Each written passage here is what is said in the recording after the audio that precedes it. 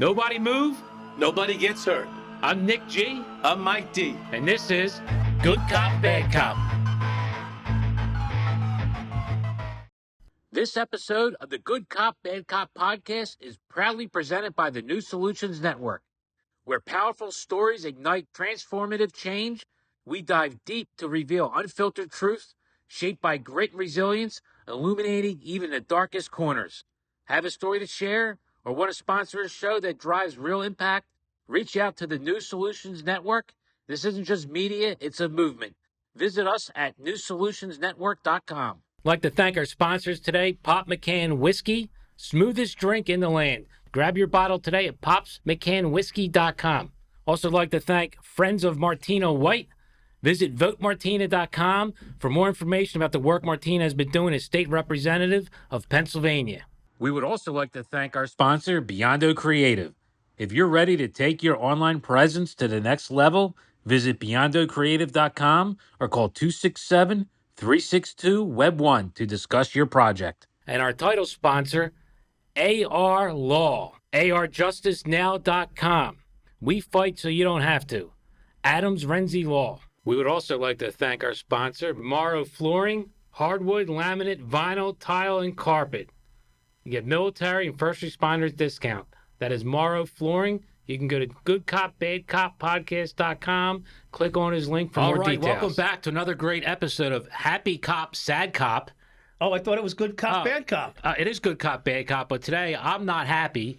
I'm the sad cop because I got to take you to the airport. You're going to Miami or Orlando or Florida to go lay on the beach. Tampa. Clearwater Beach. Tampa's kind of the trailer park of Florida, but still, you're going on vacation. I'm not. I have to take you to the airport. You know how bad that sucks to go take someone and drop them off and watch them go on vacation? And wave and give them a kiss goodbye. And then I got to drive your car home back to my house and You're watch lucky it. you got to drive that 2004 Toyota Corolla. All that, hopefully. It works, though. I just want to know, if I get pulled over, am I going to get pinched? Is there anything in the side I'll have to do I'll do a peripheral search. Well, please. I believe it's clear. No coke in the damn doors or pounds of marijuana in the seat, money. in the seat linings and stuff like that. Right? Speaking of which, today we have a great episode that we're going to segue into narcotics. Yes, we are. Black Hawk helicopters chasing this guy through the backwoods of California. Triangles, right? They call that the golden triangle. Yeah, the green triangle. The golden triangle? I don't know. Well, anyway, golden emeralds. Golden emerald. Similar. So, I know the deadly triangle I've been dealing with my whole life is a different subject It's a fiery matter. hatchet wound that has killed many men in countries. Yes. So today we have Michael Mkali, author of the book 420? Catch 420. Yeah. So that's a play on a lot of things, right, Mike? I mean, Mike, come on, jump right in. What does 420 mean? And to give us a little bit of your background before we start grilling you. 420 is just it's a time that people were smoking weed off the campuses in Northern California, and that's where it started, and it kind of just like propelled itself from there. And when I was writing my book, I was gonna try to call the book Catch 22, but there's already a book called Catch 22. Sure. Movie too. Two of them. Yeah. I came up with Catch 420, and I thought that was actually a better title. Yeah. Actually, I like agree. it better. I agree. Yeah, I agree. Because it's poignant. It's Catch 22 could be anything, right? You know what you're getting into. But you know you're getting into the marijuana ordeal with this situation. So I have to ask you, before we get into the weeds, you like that double entendre, right? Wow, Double you're really doing entendre. well. You're really on point today. Before we get into the weeds with everything, are you self-published? Did you go through a publisher? What was that process? Self-published, but it was through a company. Okay. Yeah, it always fascinates me when we have people that write books. Maybe I'll write one day. My life with Mike Dowd. Oh, don't do that. It's the never-ending story. Yeah, there you go. It would be called Looking Through My Rearview Mirror. That's right. That's funny. I just had a conversation with an off-duty retired Nassau County detective who spent some time with the local councilman from was it not Elizabeth, Englishtown, New Jersey? They got mob down now. Yeah, and I don't want to get too deep into the woods with this. He said, and all of a sudden he got a phone call from some friends who said, "We've got some pictures of you with pictures of me." Really? So I just read an article that's actually like the now Weed Town. there's 4 marijuana shops within a block. Down in Englishtown. Is it Englishtown? Yeah, so that was the headline: 4 weed stores and a mob as a councilman. And the mob council. Listen, I wish them all well. He's made quite a big turn in his life, the fella. You know, great.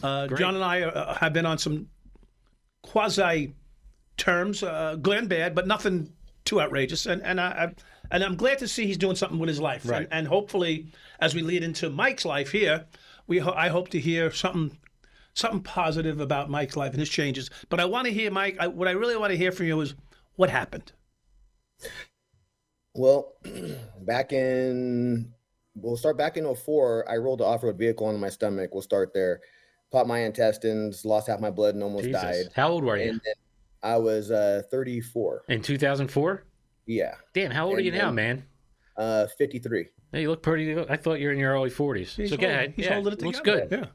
Yeah, so from that situation... Excuse me, Mike. That's what prison will do for you. Go ahead. Yeah.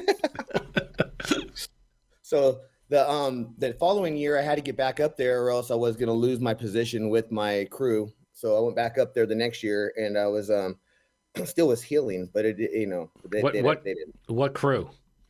The people I was growing. All right, so let's let's back something up. So I missed something. Yeah. So let's start how did you get into marijuana? When did that start? Let's go back a little bit further. Oh, I started when I was 16 years old. All right, so walk us through that. A friend of mine's father was growing weed in his backyard, and so when you say growing weed, he grew a couple of plants. He grew 1,000 plants. No, it's we're talking about in suburbia. So he grew like 4 or 5 plants. Okay, all right. And so my friend stole about a quarter pound from his father. Always something. Yeah. We rolled it in joints and we sold it on the school campus and then off the school campus at parties. And then I started making money, and it was easy money. So I was like, oh well. And from there, it was. So you have an entrepreneurial spirit. You have an entrepreneurial spirit. You just didn't have a start. Your father didn't start out $1 million cash and a loan for a factory to build cars. Right. So you were entrepreneurial, and you took the ability to turn plants into turn green into money. Yeah. Well, to understand my background even further, my mom was a heroin addict. My dad wasn't in the picture, and we had no electricity or hot water at our home. So it was like sink or swim, and you had to do something. I was couch surfing since I was 12. Sink or swim. Yeah. This is my terms. I coined the phrase sink or swim, whether you know it or not, many, many years ago. I think they should have put me in the book instead of the world's dirtiest cop, sink or swim. So Mike Dowd. With Mike Dowd. Yes. Real quick, you brought that up. Side note. Yeah. Great story. A friend of mine's out on a boat with this girl, and he gave her the not sink or swim, suck or swim. Yeah, that's not nice. And she swam. True story. Good girl. You know True what? story. She's a keeper. Well, maybe, but it depends on what her purpose She's was. like, I'm not no sucker fish. Yeah, that's right. Blowfish. They call them blowfish back in the day. That's what that's what we had in the piers on Long Island. They were blowfish. I won't mention any last names. Ed. Yeah. Okay, Ed. So, Mike, you turned listen. This is really actually fascinating. Do you agree? I mean, here's a young man, broke, heroin addict, mother. I don't mean to be dismissive of it. No dad. Now, were you dabbling in drugs at all at this time? Did you smoke weed? Did you try heroin? I started smoking weed at 16. Okay. So basically, I've never done heroin. Right. So was the weed because of this neighbor and the plants, or were you into that beforehand? Well, I started with my cousin. We smoked once, and it didn't do anything to me. And then the gentleman back then the kid that ended up turning me on to his father's crop, we started smoking, and then giggling, laughing. Right. Sodas, whatever, cotton mouth, dealing with all the cheese. And it was like a little escape from reality. And I can actually be creative on. So I do a lot of things. I draw, I write, I cook. I'm an artist. I do a lot of stuff in the art world. I cook. You know what? I'm not into but if you cook, Mike, we're not talking about crack. Okay, no, I'm not. I'm just. I've never done He's crack. Cooked a few cakes up. Just to be crystal methylene clear. I've never done crack or crystal meth. So and they're not on my bucket list. Just to be clear. The interesting thing is the cooking part with you, which I enjoy cooking too, and you know that. Yep. I love cooking. I think it's a really great way to entertain and provide a source of wholesome love to guests and friends. So anytime I'm out in Vegas, you're in Vegas now, right? Yes, sir. Anytime I'm out in Vegas, don't be shy. You can invite me over for one of your home cooked. Of course. Yeah, I would love that. 100%. I would actually love that. Yeah. So the next thing is this. You're now growing marijuana. Okay, so you go from profiting on marijuana by stealing marijuana from your friend's father. Yeah. So how do you start growing? That was years later. About how old was I? I think I wanted out of the marijuana, so I started working with UPS and moved to Sacramento, California for a while. But then I ended up moving back to Fresno, California when I was 30. So it was right around 30. I had been selling and brokering the whole time. So that's 2000. Yeah. So this is just to get a quick timeline. So that's about 1986 is when you were starting to get introduced to marijuana, correct? Right. Okay, and then 14 years later, you're in Sacramento. It's the year 2000. So the FedEx job isn't working, or what's going on with that? I was working at a department store and working my way into be a buyer, but I felt there was a lot of politics. It's like every job. There's always these politics. Yeah, who you drink with. Yeah. I ended up getting out of that. I ended up working at a winery back in Fresno, and I was doing that. And then with the winery, it's a crush season, so it's 8 weeks on. And after the 8 weeks, I'd go up north and trim weed, and get pounds and broker it. And then they gave me an opportunity to come up and grow, and gave me a percentage. All right, so real quick, how did you meet these people? Because it's not just like you answer that. And you're like, I grew up with all of them. Okay, so grew up in high school together. That's what I'm trying to get at, because it's not like I could just be like, hey, you know what? I want to go grow weed. I want to go trim some weed and broker, make money. Right. You casually just speak about it like as if it's normal, but the people watching and listening are not about that life. Wouldn't even know how to get into it. So that's why I'm just curious how you went there. Although today it's lucrative. It's sort of now legal, I do. It's legal. Get into it. Yeah. All right. So you know these people. That's how you're introduced to it. Right. I grew up with them, and then they took from what I was doing and decided we had one person that went up north to Northern California, and that became our door to get in to that area. Now, this cartel, or is it local people? No. Local people. Okay. Any biker gangs? Get hippie, grew dreads. Okay. Moved up there. Yeah. Okay. So one of the things that I found a little interesting that we glossed over here was UPS. And I say that because, and you know where this is going, because UPS has been known pretty much for the distribution network of marijuana. Would I be wrong? Amongst other things. Yes. Guns, a lot of stuff. Yes. Yeah. And not that they intentionally do it. I'm going to have an admission here.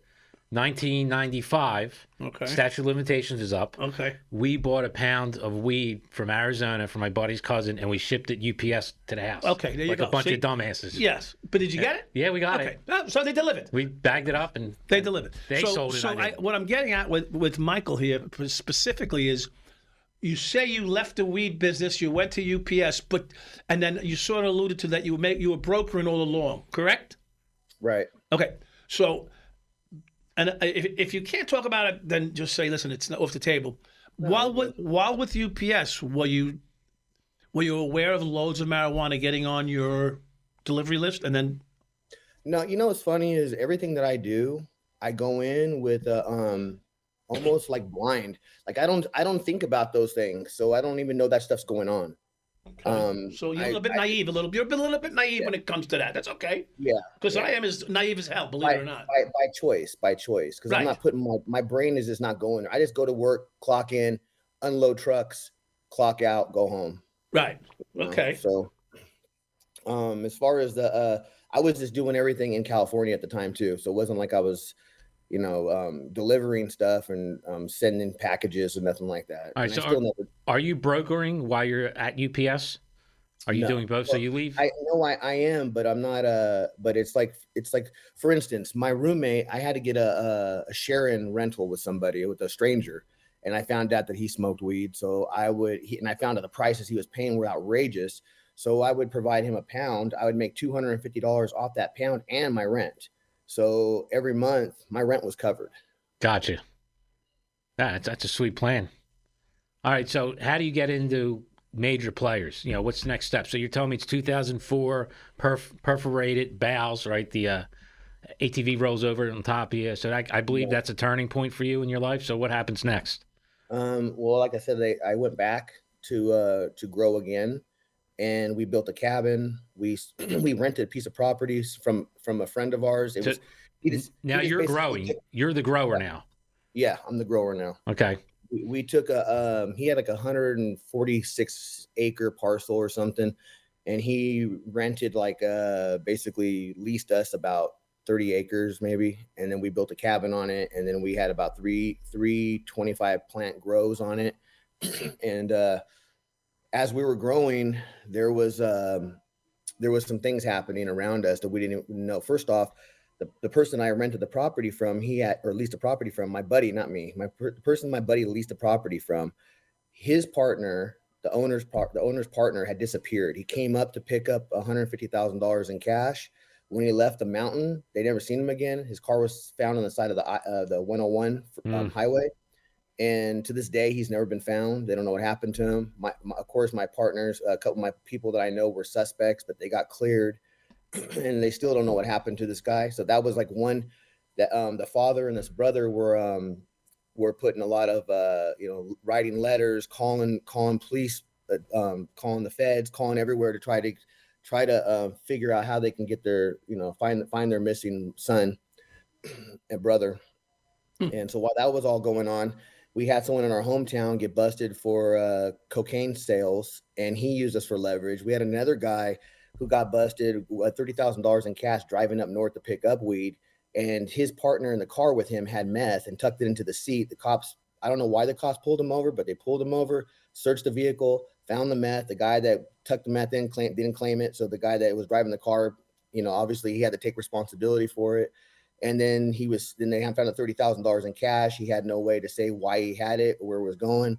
So he used us for leverage, told on us. Yeah. And then I get it now. I get it. It's all coming together now. Yeah. And then that guy's same cousin, the guy that got pulled over, his cousin ended up dealing with this guy, Oscar Rosellis, which I changed his name in the book. But Oscar was actually, he was actually being watched by the feds for 2 years because he was delivering all over the United States what we called AZ weed from Arizona. And it was like a lime green bud, and it was still Mexican, but it looked really good. Not a lot of seeds and stuff like that. So as the feds were watching him, they intercept a phone call between the gentleman who got pulled over with the 30K, his cousin, and Oscar, and then they wiretapped that cousin. And then when they wiretapped him, it got back to my guy who was the main guy in my case, and they wiretapped his phone. Well, they still didn't have enough information. They had informants, they had wiretaps, supposedly they had girls following us to festivals and hanging out with us as informants. And they had all this information, but still didn't have enough. So the prosecutor told the judge we had meth labs up in Mendocino County. And that's how they got their search warrants. Okay. What year is this? 2005. All right. And how much? You said you had 325 plant parcels. Yeah. So that's 75 plants. Which is under the guidelines of feds, which is 100 plants the feds get involved. Right. Okay. All right. So you did that purposely then. How much yield is that? I would say 5 pounds a plant. Right. So, okay. So 5 times 75. Yeah. Right. That's almost 500. It's 400 pounds. Yeah. It's 400 pounds. And back then, what was a pound running for? Around 3,000. So you're selling them for outdoor. Right, for outdoor back then. Yeah. Back then, outdoor now is probably like it's 1.2 million. That's 1.2 million for him. Not at the other end is more. 1.125 million. Right. At 3,000 a pound. Yeah. Right. And how much of a time period does it take to yield those 5 pounds? And what's the repeat process? How long in between? Well, we started in February growing the plants. We put the plants in the dirt in full sun in the full moon of spring, I believe. So it'd be somewhere in April, somewhere around that time. And then harvest in September? May. Yeah, and then it would get pulled in October, November. Okay. Okay, so it's almost a full year worth of work. Yeah. Okay. It's a full year cycle. All right, 1.2 million. And how many people run the operation? You and? Four of us. Okay. So they could put down in their pockets $300,000-400,000 each. But what's your expenses? Not much. Water. Well, I mean, that was all on the main guy in the case. So I would say, his expenses between renting the property, soil, building the cabin, whatever else was in there. I'd say about 40 or 50. He's probably $40,000 or $50,000. Okay, which is nothing. Which is significant overall. Yeah, overall. Yeah, overall. Yeah, I mean, it's an outlay. So now here's the funny thing. This is really your first foray into doing it yourself, right? As a team. Well, the year before when I rode the off-road vehicle, I was doing it too. But then it got cut short in July 14th of that year. That's when I rode the vehicle. So then I was hospital for 2 months, and then. Now, do you get workers' comp? Yeah. Did it? How's it? Right. I got nothing. Yeah. So here's what. See, so a lot of people don't understand this is the drug business, i.e., any business dealing with semi-illegal, and because in his case, California wasn't really interested in him, and wouldn't be, and the feds, if the volume was low, he basically had a free pass to make $1 million, basically, right? Well, we had our medical licenses. We were legal in the state of California. Okay, you see this? I mean, all of the guidelines. Okay, all right. So now what happens next?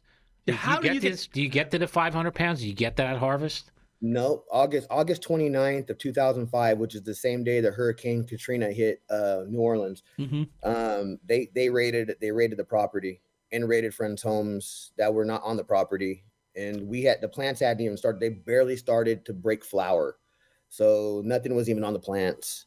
So what they did was they came in with the helicopter, pulled all the plants. They pulled plants from other people's properties, and then said they were yours. Said they were yours. Oh wow.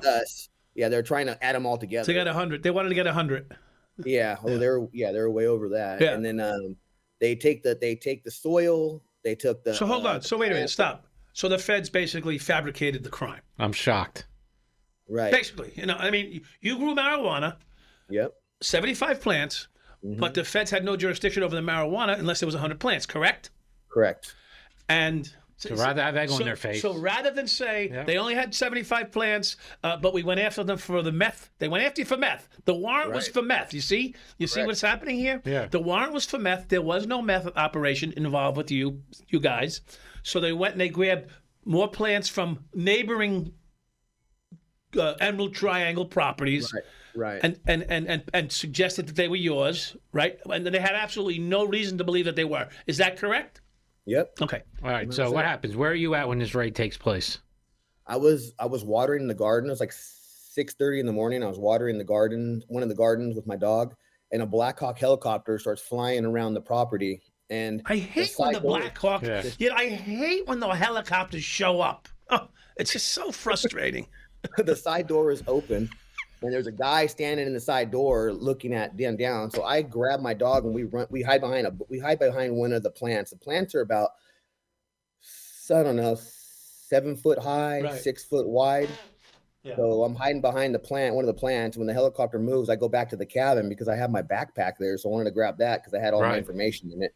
Once I grabbed that, we were on the edge of a mountain hill, and the six undercover white Mustangs, which I can't even believe they got back there, because if you know these roads, they're not made for new Mustangs. No, low riders. They're low riders. Right. They rode six white undercover Mustangs back there. All these guys jump out and they surround the cabin with their guns. And my dog, it starts barking at him, starts charging them. And I'm starting yelling at my dog because I didn't want my dog to get shot. Yeah. These guys had so much adrenaline in them, they didn't even turn around. So then finally my dog comes back to me and we both start running down the mountain. Well, running is like what I was supposed to be doing, but I actually was doing it in somersaults because I was running forward, but I was landing on my feet like a cat and I was sliding and I just slid down into a ravine and I hit under a big rock with my dog and I muzzled him. And we were down there for a while, and then I felt the helicopter was trying to get us out. They were coming down, hitting the brush, and since they didn't see us, they took off. And I figured I was clear. Well, they found another guy down at the river and in the creek down the way, and they thought it was me. So that's where they went over there for to focus on that. And then me and my dog took off running, and we went to go run across this meadow to drop down to the Eel River and try to get away. But I didn't realize there was so many of these people there. They had already people down at the bottom near the meadow, and I heard guns clacking, and they said, "If you don't stop, we're going to shoot your dog." So obviously I stopped, and then we turned around, and then they walked us back to a cabin that was on the lower level, because we were up here. There's a cabin down here. So they walked us to the lower cabin, and then they ended up taking pictures of me and my dog. They went through my backpack. I had like a $30,000 ring. Some Native American Indian who was one of the casino owners in California. She had gifted me, and they took that. They took my watch, and then I had What kind of watch? It was a Gucci watch. Okay. They took that. They stole. Was the that. guy wearing it when you went to try? You didn't get it back? No. No, never got nothing back. No. Were they placed on any kind of property receipt? No, they asked me. That's the thing, is my adrenaline was running through me. I just got done running from them, and I was just scared out of my mind. That when they asked me, is there anything you want to put in your discovery, or and I said there was nothing there. I felt like there was nothing there, forgetting about the watch, forgetting about the ring, and they kept it. It's just the way it is. The feds fetting. That's the way it is. One of our contributors who comes on our show regularly, which would be one of our sponsors. Yeah, Dr. Netanya, our title sponsor. Wachtell, yeah. We got it right, Netanya. Dr. Netanya Wachtell. Yeah. You can check her out on Instagram. Go to newsolutionsnetwork.com. This is where you can go, you can get help marketing your ideas, your stories. Connections. Yeah, basically connections. What she does, she facilitates the person looking to get their story out there to where it has to go. She's been featured on Forbes, plenty of other high-ranking magazines. INC magazine. Yeah. She's the real deal. And if you're looking to get your product, your ideas, or your stories connected with other people, you go to New Solutions Network, and you'll actually, you'll be dealing with Dr. Netanya herself, and she has a staff, though. She has a staff, but everything filters down to her, and she is a firecracker, one of the nicest people I know. Very intelligent, highly intelligent. In fact, we won't talk about what product it was, but a recent weight loss product that is taking the country by storm. She's responsible for the marketing on that, and that could be you. So if you want, check her out, newsolutionsnetwork.com. Dr. Wachtell. I'd like to thank our sponsors today, Martina White. Friends of Martina White can visit votemartina.com for more information about the work Martina's been doing as a state representative in Pennsylvania. And let me tell you, Mike, she's a big supporter of police. She backs the blue. She's a proven fighter for families, women, everybody. Is she a patriot? Is she America first? Absolutely. She encompasses, the American spirit for sure.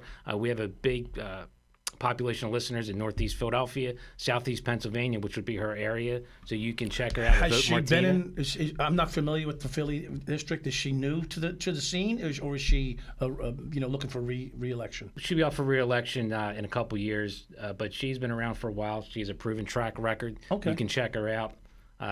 Her record really speaks for itself, especially when it comes to fighting for everyday citizens and backing the blue. It's nice to have someone back in the blue. I mean, the officers are out there risking their lives every day, and with little pay and little appreciation in today's environment, it's been very difficult. And as you know, being a Philadelphia guy, unfortunately, that's something that's not common. Should be. It used to be a time where both sides of the aisle agreed on law enforcement, and that's something that's completely lacking. But with Martina White, she steps up to the plate, always has our backs, and does what's right. Great. Good luck with Martina. Yeah, you can get more information at votemartina.com. I'd like to thank our title sponsor of the show, Adams Renzi Law, AR Law. They can be found at arjusticenow.com. And just to let you know, I know both of them personally. Christy, one of the nicest people you'll ever meet, total sweetheart, absolute pit bull in the courtroom. And Nick Renzi, he's a South Philadelphia guy, true and true, neighborhood man. He's for the people. He helps people out down in South Philly, all around Philadelphia. Their office is in South Philly itself? Yes, their office is in right around South Philly, Center City, right on the border. Do they handle there. a lot of criminal cases? They handle everything, absolutely. Are they on call 24/7 for someone who might take a pinch somewhere? Why, you might be taking a pinch? Well, I mean, you never know. I mean, wherever you show up, you got to be ready. Well, you can keep their card on you. Well, go to their website and call them up. Will they give me a deal since they're sponsors of the show? You might get a percentage off. I'll have to talk to her. Okay. Yeah. If you used them a few years ago, you might not have gotten 14 years. Well, that's another story. Another story for another time. That's right. Again, AR Law, check them out. arjusticenow.com. We would also like to thank our sponsor, Beyond.o. In today's world, your business is practically invisible if you're not online. With so many options for marketing your business, it's easy to get confused. That's where Beyond Creative steps in. They have the expertise to help you with all of your marketing needs. Need a website that wows visitors? They'll build it. Want to reach more customers with Google Ads? They'll make it happen. They'll even manage your social media so you can focus on what you do best. Beyond Creative is A+ rated with the Better Business Bureau and Google Premier Partner. They're the real deal. If you're ready to take your online presence to the next level, visit beyondocreative.com. That's BIONDOCREATIVE.com or call 267-362-WEB1, Web 1 to discuss your project now. I'd like to thank our sponsor, Morrow Flooring, hardwood, laminate, vinyl, tile, and carpet, military first responder discount. You know, Tommy, we had him as a guest on a podcast. You can get your flooring done by a real American hero. Yeah, and he's on time and on budget. Yes, he is. He will beat any price. Bring a quote, an estimate, whatever you have. Tommy will beat it, 100% guaranteed. You have our backing on that one. And he'll be there himself. Absolutely. You can get a real American hero do your flooring for you.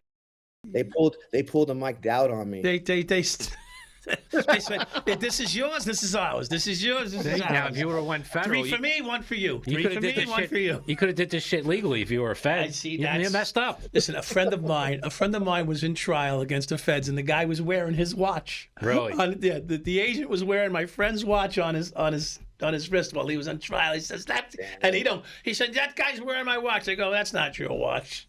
And it was his watch. He knew it. Wow. He was a Rolex, one of those presidentials or something that he probably shouldn't have had anyway, but obviously he did, and about 6 of them, and they took all his watches and never got one back. I got chased by a police helicopter once.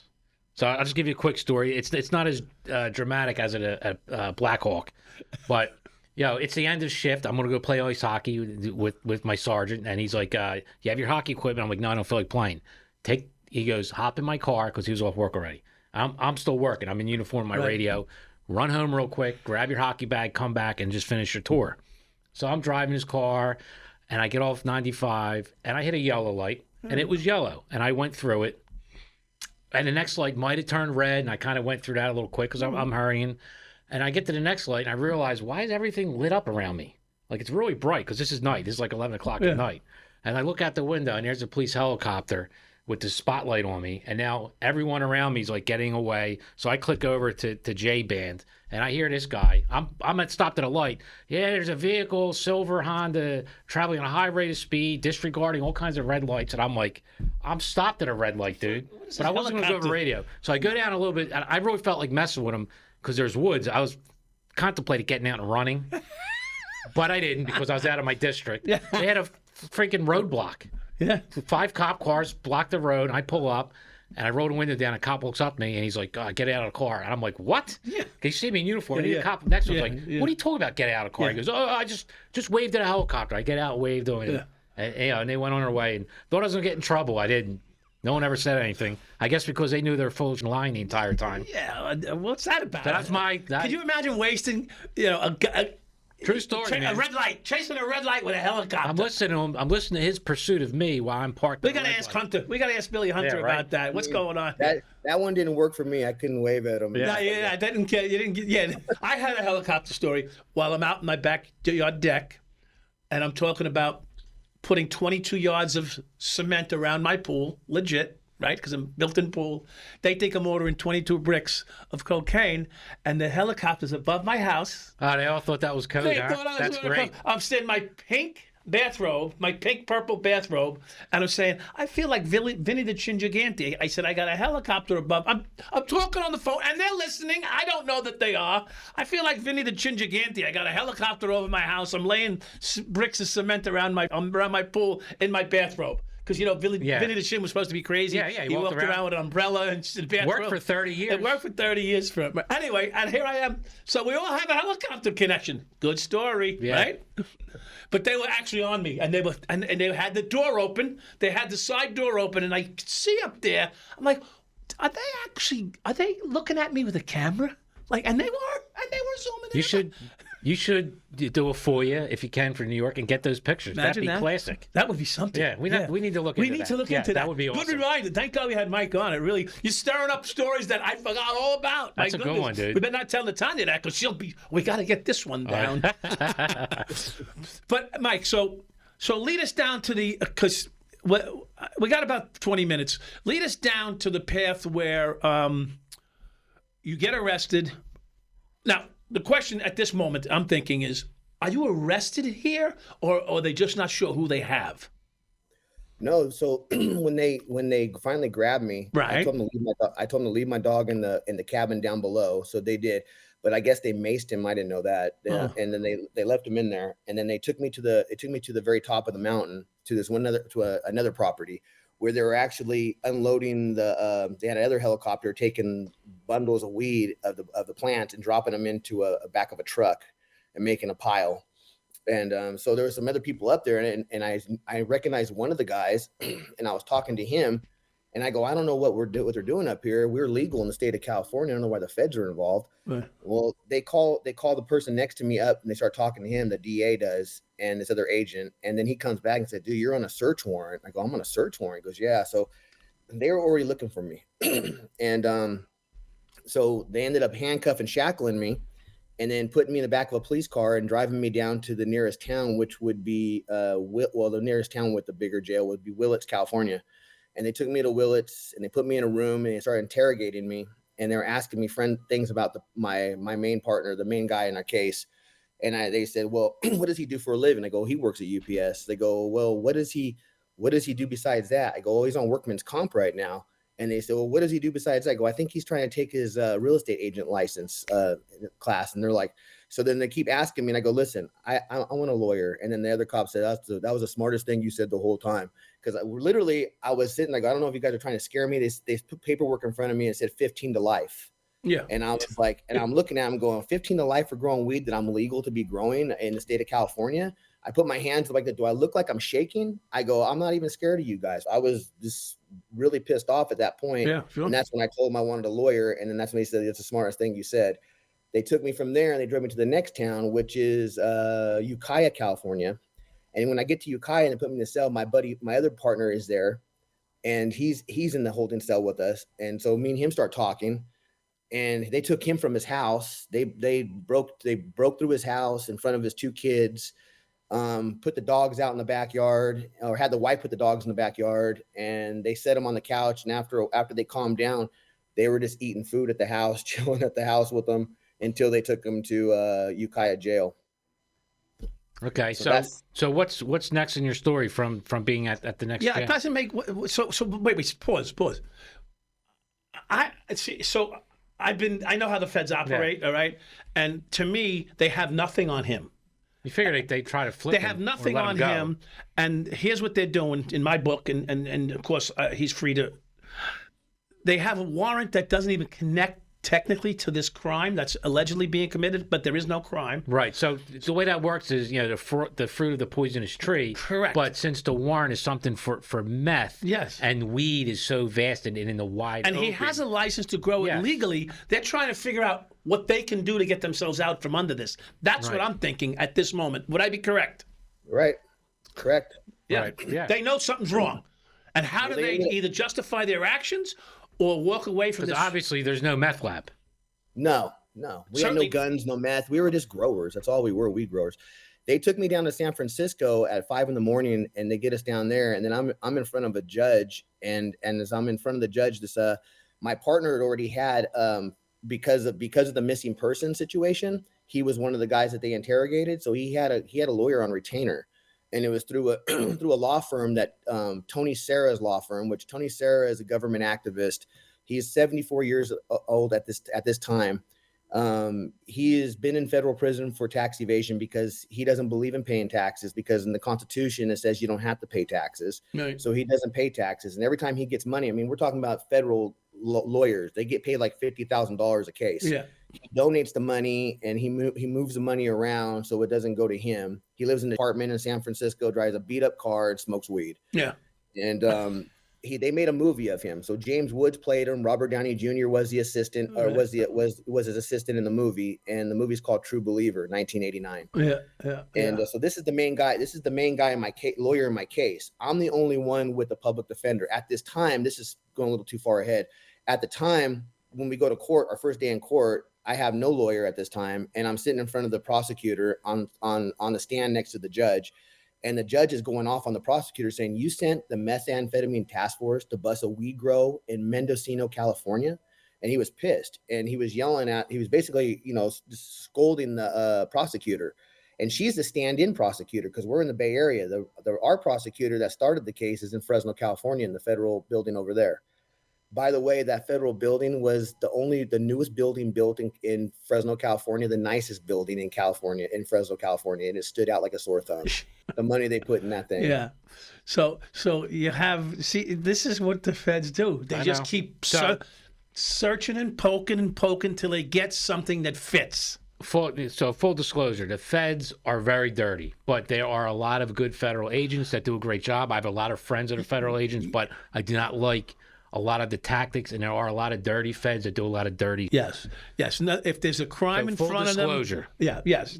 Your prosecutors are probably the worst. Yeah, because they have they lock in. That's it. They sanction these things. The cops basically go to prosecutor. This is what we got, and the prosecutor says, "Okay, we'll figure it out." And it's that winning percentage in the federal prosecutor's life is the most important thing to them. It's they do not want to lose. Yeah. So when they go to trial, we're trying to climb the ladder. Yeah, absolutely. Yeah. This is career, career issues, career cases like people made off of Mike Dowd's case. And that's what everybody that touched my case went way up, and when I say up, to the highest they can go. Yeah. Every person that touched my case went as high as you can go in their fields.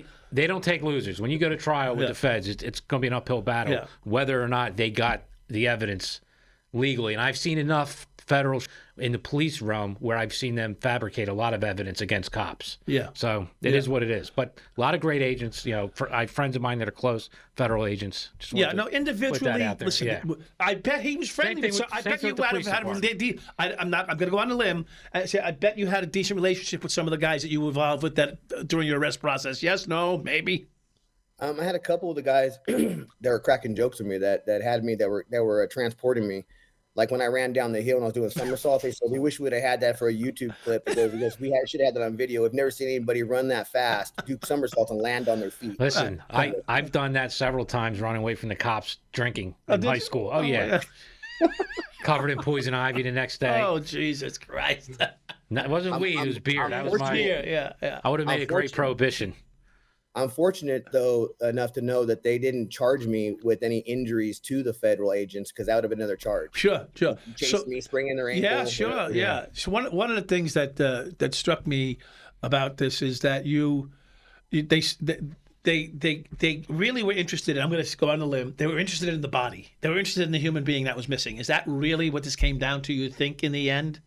I think it was the Oscar Rosellas case because they tied us in with him. We didn't even know who he was, right? Because he was delivering marijuana all over the United States. They even had a college guy out of Chicago that was working with him at the time. And when he was in on there. When they went after them, they busted 9 or 10 people in their organization. The college guy ended up getting off because whatever his lawyer did and the school did, because he was going to be drafted by the NFL.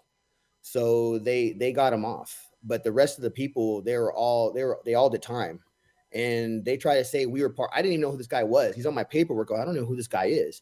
And then when I was going through the court systems, I was in a holding cell with him a couple times, and he didn't know who I was, and I didn't. But I seen his wristband because your name's on the wristband, and I seen it say Oscar Rosellas, and I went from that. I was like, okay, I know who this guy is, and little does he know this, I'm actually probably here most 90% because of what he was doing. And they try to tie us in with them when he was getting everything from the Mexican cartel. But they try to say that he was getting, once they got intercepted that phone call between one of my buddies and him, they try to think that we were supplying him. They just said that so they could tie us in. Right. With Correct. So they knew the cartel was he becomes part of the cartel connection. Conspiracy. Yeah, it's like that's my question. Rico. Yes. Were you guys too low for the cartel to look at or to mess around with?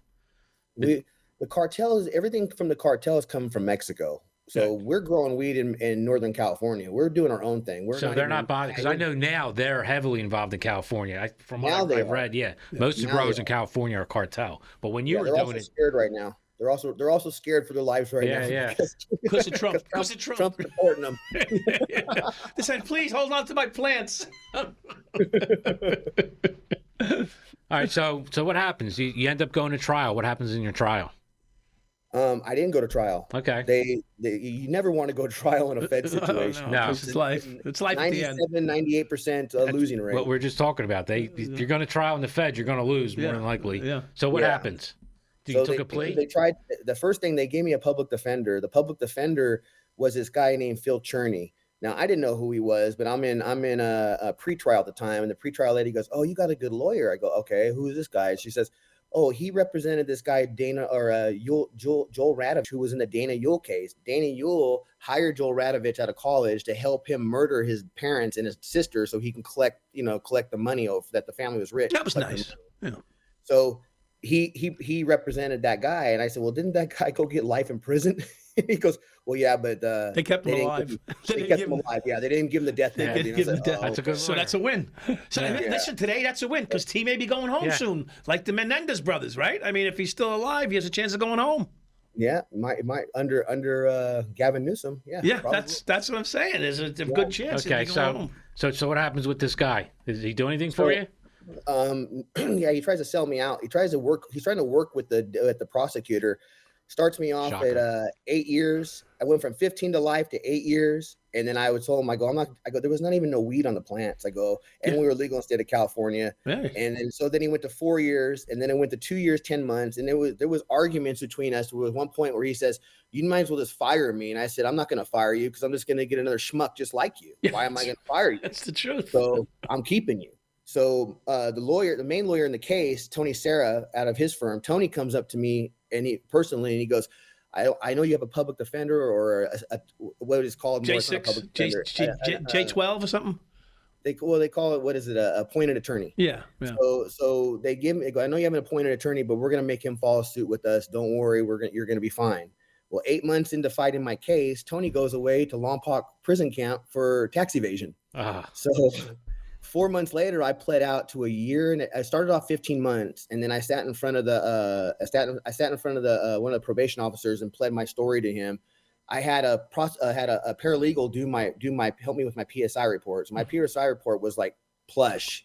I mean, think of you in your state report when we were kids, and you got an A on your state report because it was so well put together. Right. That was my PSI report. Right. And they were asking me questions. I go, "That's on page 8. You ask a question, that's on page 10. All right, so for the audience, explain what a PSI is. Pre-sentence investigation. And it's basically your life story. Right. It's all the jobs you've had, all your bills you have, and then how you were raised, where you're from. They give you a list of questions. Yeah. And you answer all these questions. Right. So when he was reading through it, he goes, "Oh, you were conceived on acid?" I go, "Yeah, my mom told me I was conceived on acid." Yeah. And so they were like, all of a sudden, the demeanor of my lawyer, who was never really on my side at all the whole time, and the probation officer, they started softening up as they're reading through my PSI report. And when I left there, the probation officer says, "We're going to recommend a year and a day." So I went from 15 to life. And this is how much the feds were. I went to a year and a day. And the only reason I got a year and a day is because I didn't have money or property to give them.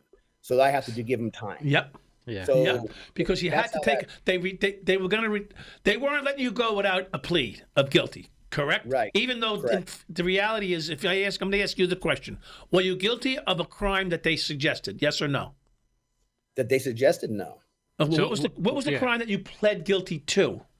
For aiding and manufacturing, aiding and abetting of marijuana, intending for it to be 100 plants, correct?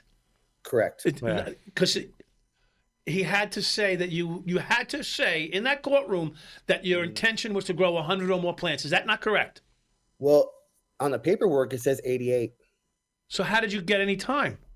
Just because when you're dealing with the feds, you're gonna do time. Oh, but no. Okay, no. I'll tell you why. Because they don't recognize the state of California's legal ability to grow marijuana. Right. That's Yep. why. There you go. Bingo. Yeah. Even it. though you're legally allowed, if the feds stepped in at any one of those marijuana places at any time, Even they today. can still charge a crime today. Even today. That's why these. This is why my book is called Catch 420. Yeah. There you go. Yeah. Brought it all home You see, with that yes, because that, see, a little digging here, but that's why I knew there was something not adding up there, because legally he can grow it in the state of California, but not in front of a federal agent. Like, that's just right. So we got to wrap this up real quick. I want to ask you, so from there, how has your life been? Right.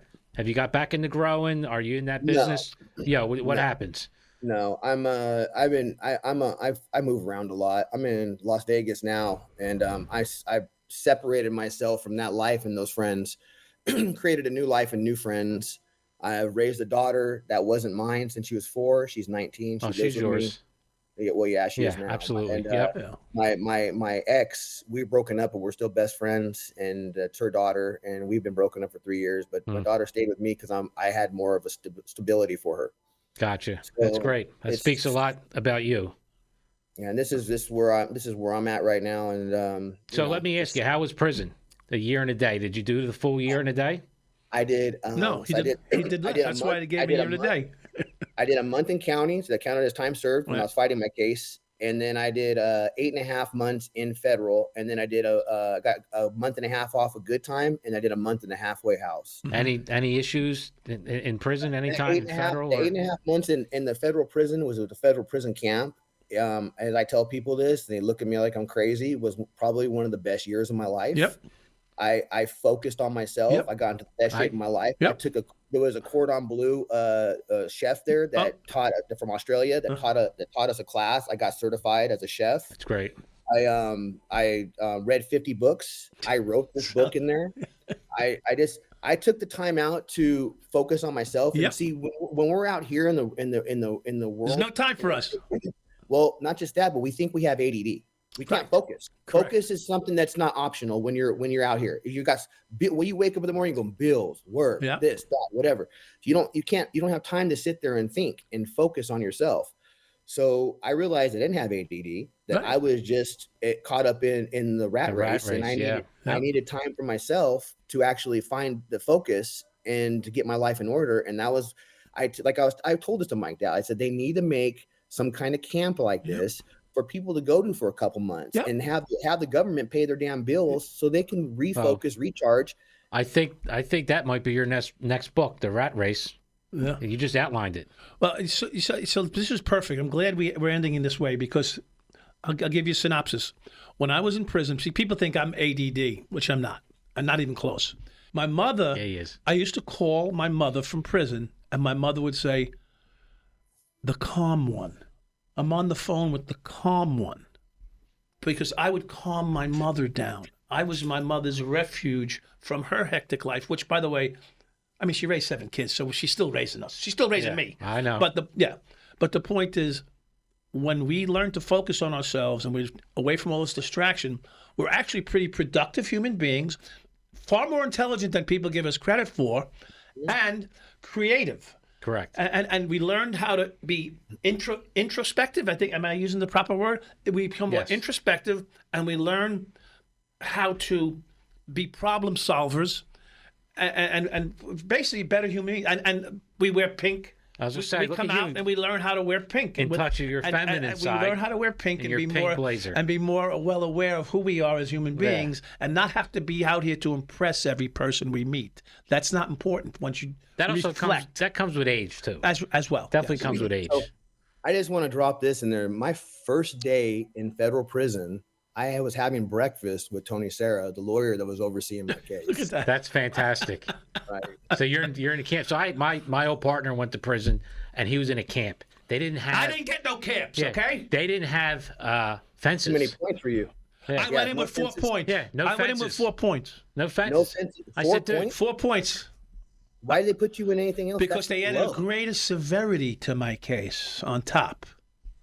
That's a shame, man. I could never go anywhere but a medium, or the low was as low as I can go, and low is like a medium. And actually, worse, mediums are better than low. Yeah, because I could never get to a camp because of that. I would talk to him. He says, "Yeah, there's no walls, there's no fences." He goes, "We have mountains." Yeah. He goes, "Do you want to run away? You're going to be in the mountains." Yeah. He was in West Virginia, Morgantown, Yeah, West Virginia. Morgantown. That's one of the best He did say- places to do time in the system. He did say That and Pensacola. Yeah, he goes, when you're walking the track, if you had it set up, their girlfriends would hide some give shit you a by the hummer. tree, and Yeah. they'd run real quick, Yeah, but it'd have to be lickety split. Yeah, and, you know. yeah, I know. But it went on. Yeah. It went on. Listen, Mike, this was fantastic. Yeah. It's a great story. Where can people find your book? You can find it on Amazon. Show us You can again, find it- please. I'm sorry I didn't bring Catch it, Mike. 420. Yeah. You can find it on Amazon. You can find it on Barnes and Noble's website. It's actually in Kindle as well too. Great. I'm actually going to read it this weekend. That's really I got cool. a lot of, with my car being down, a lot of it'll be a lot of idle intro reflection this weekend and cleaning my house. But It's an easy read from what I've told. I'll let you know. I'll hit you up next week.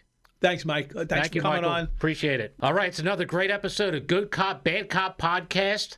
Once again, you can go to goodcopbadcoppodcast.com. You can catch all our socials there. You can find us on YouTube, Rumble, Spotify, Apple. We're in the top 50% of all video podcasts on Spotify. It's because of you people. The interaction Dimensions, on, New Solutions Network. Solutions. Yes, Yes. one of our sponsors. Please check that out.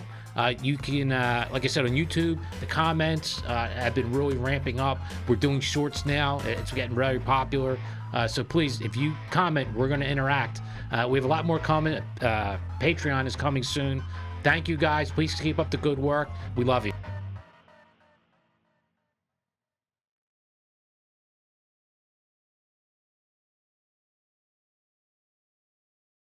This episode is sponsored by New Solutions Network. AR Law, PA State Rep Martina White, Biondo Creative, Morrow Flooring, and Pops McCann Whiskey.